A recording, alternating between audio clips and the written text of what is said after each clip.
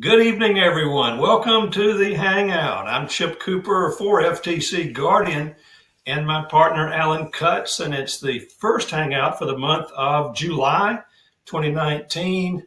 A lot of people, I think, may still be on vacation. Early July, particularly the week of the 4th of July, is a big vacation week.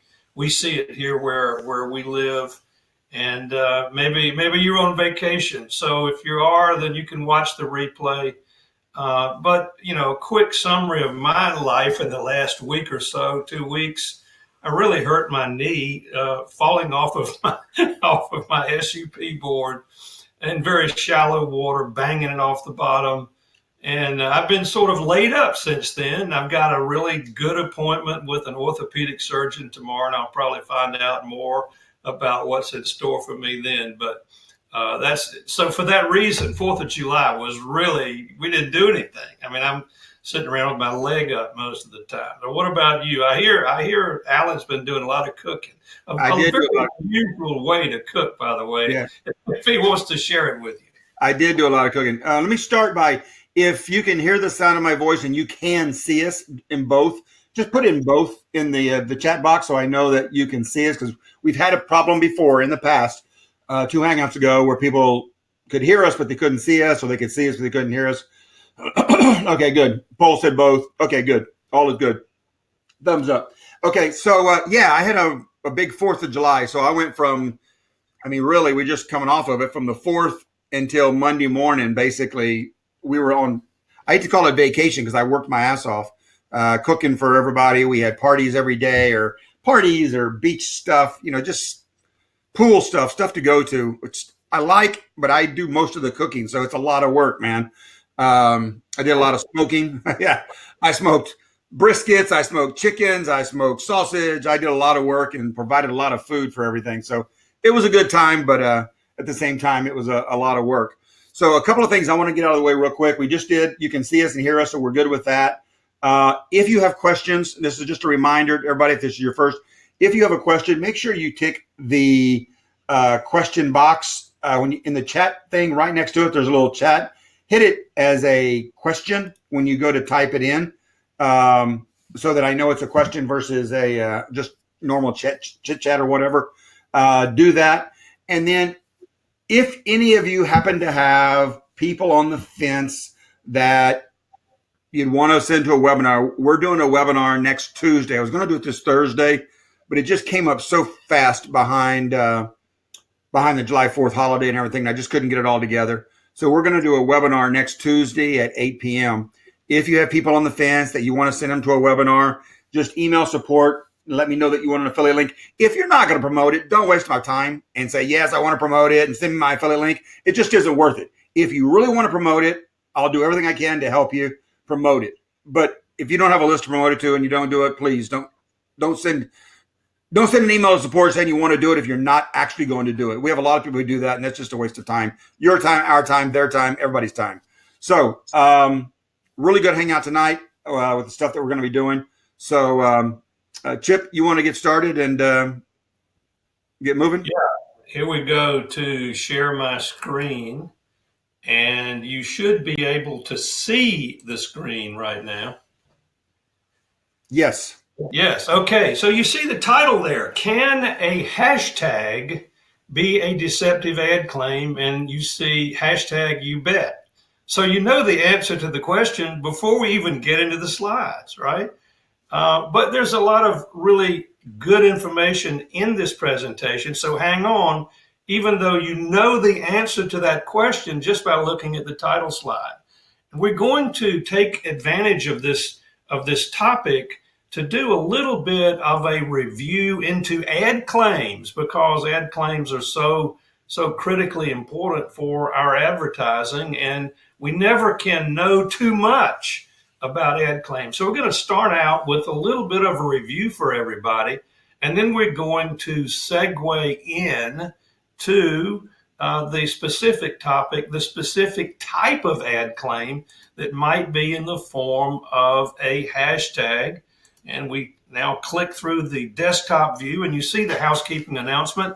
The presentation is for informational purposes only. It is not legal advice. and we're not affiliated with the Federal Trade Commission. So here we go with the review of ad claims. And you see here this slide you've probably seen several times regarding the so-called materially misleading standard by the Federal Trade Commission, where we're talking about misleading claims. And we're going to zero in on this part of it. A misleading claim or misleading claims, plural, contain a statement or omit information. And if you look in the right margin, the claim can either be expressed or implied, and it generates a net impression by a consumer, where the consumer infers certain information. And you see the green text there, context matters, meaning that we look at all elements of maybe a sales page. I mean, it can be the headline, it can be photographs, the images on the sales page, any number of items that might convey information which would lead a consumer to infer something about a claim or claims. That's what we're talking about. So that's the beginning of the review. And if we drill down just a little bit into what the net impression is, this is the specific language you see on the slide from the Federal Trade Commission. The Commission examines the overall net impression left by an ad and considers whether at least a significant minority of reasonable consumers would likely interpret the ad to assert the claim.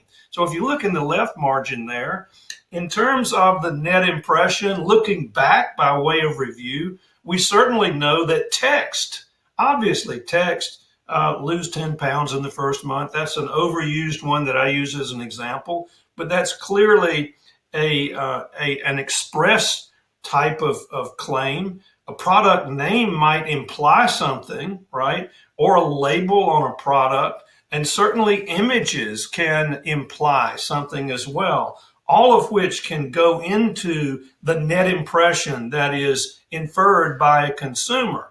And now if you look at the orange text on the left margin, you see this new material that we're going to be talking about in this specific presentation, which is hashtags, and specifically hashtags relating to where a product was made, hashtag USA or hashtag made in the USA. So that's what we're going to be talking about in this presentation. And a quick comment about how the FTC goes about determining a net impression. And you can see that they do not reach a conclusion based on the perspective of the FTC attorneys, right? But they may use extrinsic evidence, as you see in the upper right-hand corner, meaning they may actually conduct consumer surveys to see what consumers are inferring about certain statements or certain images or whatever that might convey a certain impression. So that's how they go about it. Now, specifically involved with this presentation is a company known as Native Kin. They sell eyewear in the United States. And this is really a quick summary of what they do. The glasses are designed here in the United States, but the frames, which is really pretty much 80% or so of the product, are sourced from outside the USA, meaning they were manufactured outside the USA. I'm guessing China. I don't know for sure. But the advertising by Ken Eyewear was, quote, made in USA and, quote, built in NYC, standing, of course, for New York City. Hey, so Chip, yep. Have you changed the slide? Because I still see the slide that says net impression. Yes, I have. Okay, I still see the slide that says net impression. Well, what should I do then? I try to change it, go one direction and go back again, maybe. Yeah, I'm going back to net impression, where you say that you were, right? Yep. And then maybe I should go out of, let me just bounce out of share my screen, right? Yep. And then pick it up again and see if you see this slide. Yep, got it. So this is where we just were, and this is the the company that's really involved in this particular issue, known as Native Kin for eyeglasses. And we'll then proceed with moving forward. And now hopefully you can see the new slide, Native Kin eyewear and the 3 bullets, Alan. Yep. I'm Yes. hoping. Yeah. Okay. Good. So very quickly, this is what is really going on in terms of the advertising at issue here. Glasses designed in the United States, but the frames for the glasses were manufactured outside the United States. Yet, Ken Eyewear advertised them as quote made in the USA or made in USA, and also built in NYC, standing for the New York City. So let's get into the rules here, and then we'll get into the specific results here. And this is all quotation language taken from the Federal Trade Commission.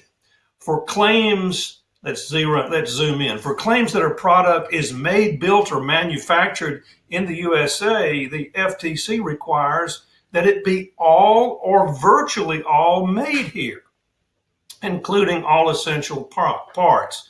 And the answer to the question why is that the FTC has determined that a substantial minority of reasonable consumers believe that to be the case. If it says made in the USA, then most consumers believe or infer that all or virtually all of the items that make up the product were actually manufactured here.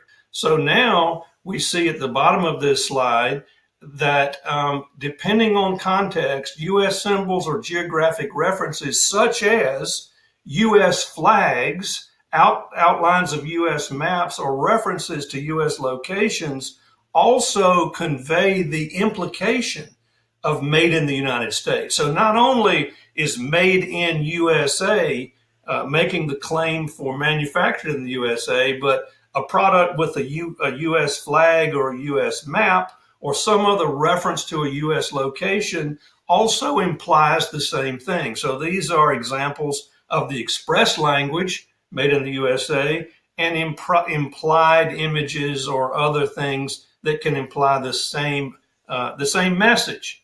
So in this particular case with Native Kin, there was an FTC investigation, not an actual legal action that was filed, but a preliminary investigation.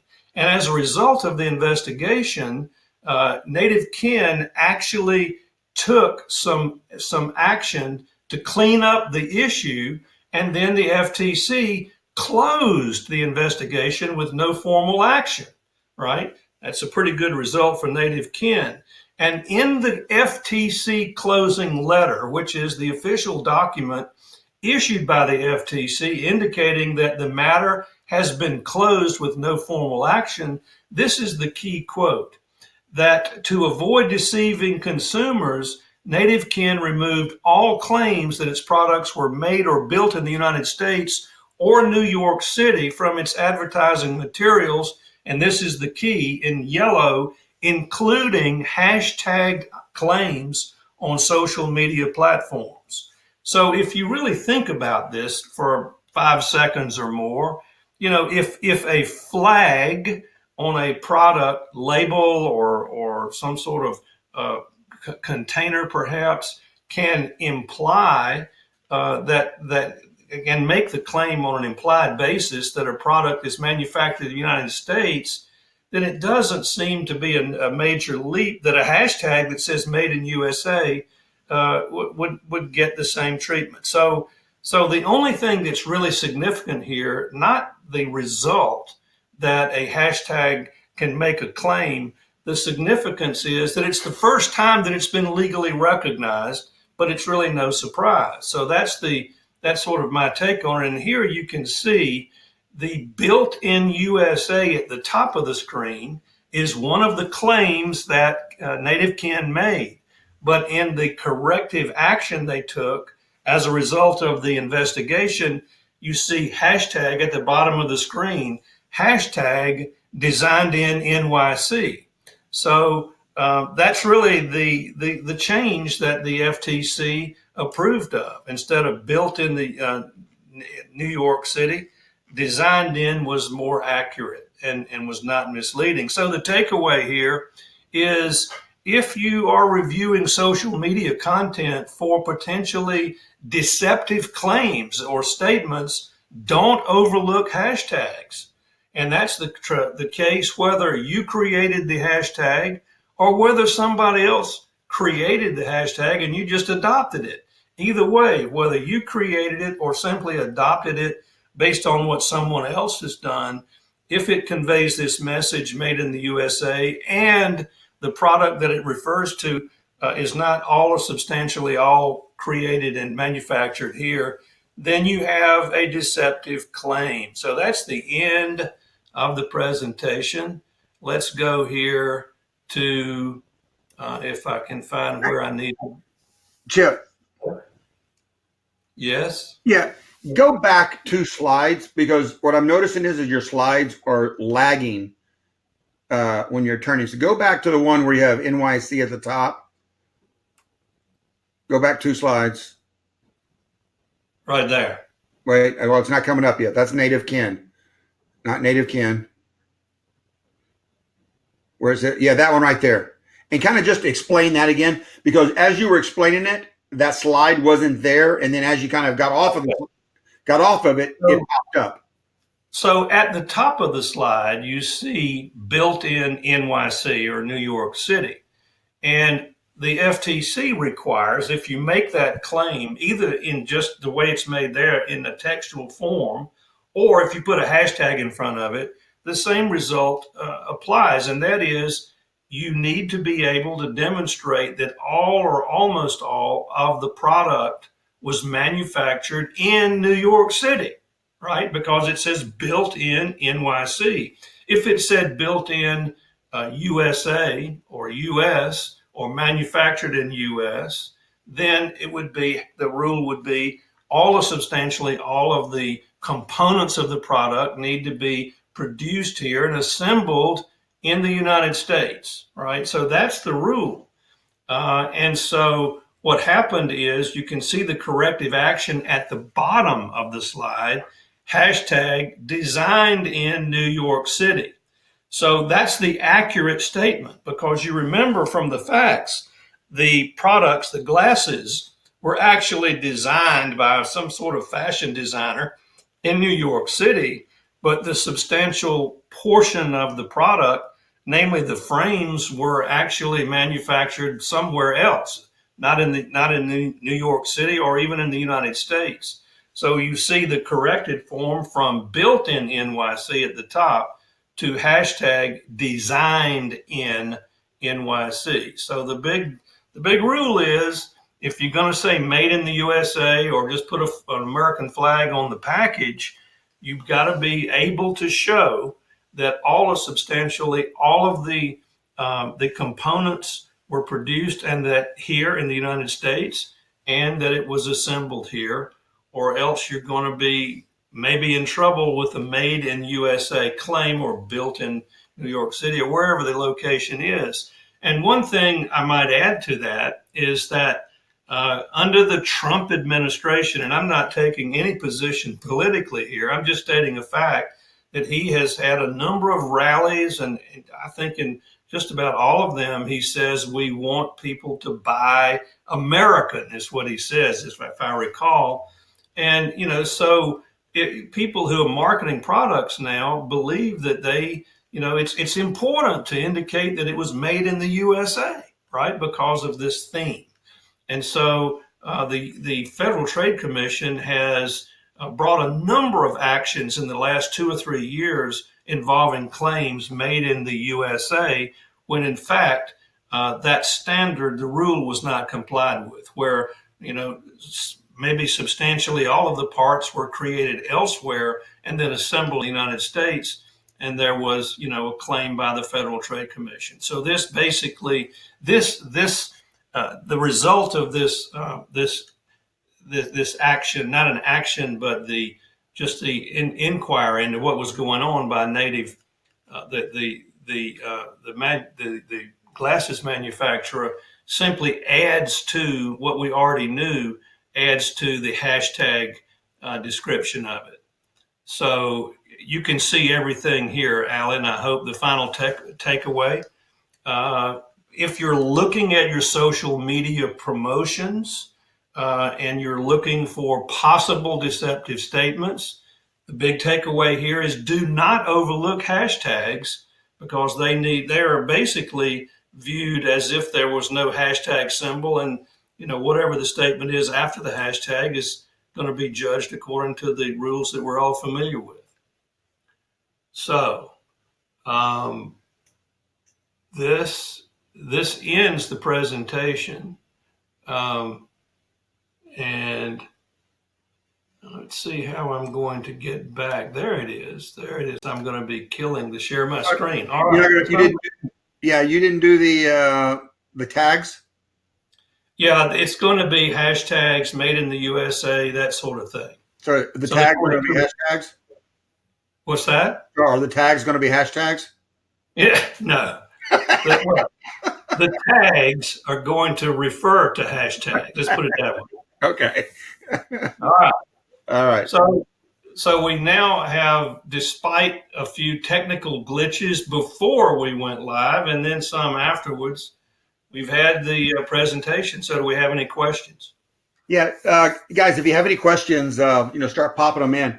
The first thing I want to say, and also use the question in the bottom when you go to do it, click the little question box so I see it come up with questions versus just basic chat, is this is really important if you are doing it or if you're an agency working with customers that are trying to, do social media advertising. Because I'm noticing a lot of that now. And I don't do a lot of stuff on Instagram, but I know other people do. So they're using a lot of hashtags on Instagram that flow into Facebook. I do a lot of advertising on Facebook. So I'm in Facebook some, and I see the overflow of people posting stuff on Instagram that comes into Facebook, and they're using a lot of hashtags to do it. So what you just need to realize is that those hashtags can be, are basically being looked at, and they're being they're regulated. I mean, that's the bottom line. Your hashtags are being regulated. So if you have to be careful with what you put in them, if it says "Made in the USA" or lose 30 pounds in 30 days, that's a regulated hashtag, right? I mean, it makes the claim. Yeah. Even though all the words are scrunched together and you got a pound sign in front of it, it's now a regulated ad claim. So, you put a hashtag and you tie it all together, lose 30 pounds, make X dollars, and you put it all together, it's now an ad claim. And the same with, if you put the hashtag in it, Made in USA, it's an ad claim, and it better be. And that's how you have to look at it. All of those are ad claims. Made in USA, it's an ad claim. So it needs to be made in the USA. If not, then you need to back it up like they did with designed in the USA or designed in NYC.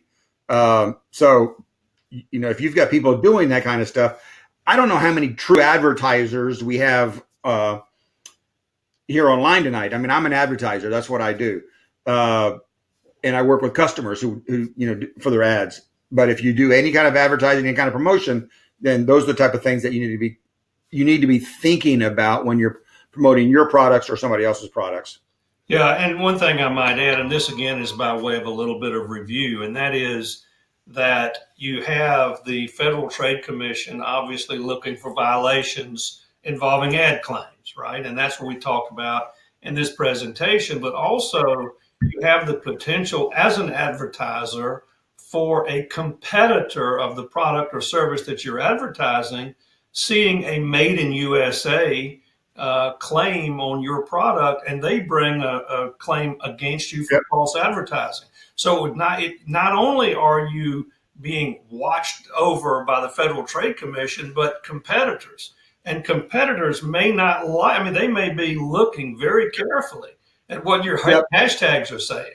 Oh, I mean, if anybody who does any advertising online like I do, your competitors are watching you. Are you better? Because I'm watching them. I mean, I use iSponge. I use everything I can think of to figure out what my advertisers are doing, to find keywords, to find out what they're saying. I have a whole ad thing saved, what ads they're running, so I can go back and look at it for stuff. I mean, what they're doing. So, your competitors are going to be looking at what you're doing, and they're going to turn you in or whatever if your ad claims are not correct. We have a question from Susan. It says, am I right to assume that hashtags in a social media post need to be, which I think is funny, need to be accurate and true? Everything should be accurate and true. Yep. Whether or not you're paying for the ad or not. The answer is yes, accurate Yes. and true. Well, Yeah. and not misleading. That's really the Not misleading. Yeah, and that's the other part, is that misleading part. Is we talk about this a lot in our hangouts that we do about advertising, and learning, if you really learn how to use puffery when you're doing your advertising and stuff, like where you're not misleading people, but you're walking them down the path that you know they need to walk down without misleading them, right? I mean, just stating the truth, but walking people down a path, then you're okay. But when you start doing hashtag made in the USA when it really wasn't technically made in the USA, or the other big one that you see sometimes is people boarding a private jet and they got a picture taken of themselves, and that's the big, they try to make it an ad. Or leaning on a brand new shiny Lamborghini automobile. Yeah, and it's an ad. Those things are dangerous. I mean, those are actually regulated, right? I mean, so you have to have a lot of stuff behind it in order to make it do it. And it's just so much easier not to have to go down that, making sure you're regulated.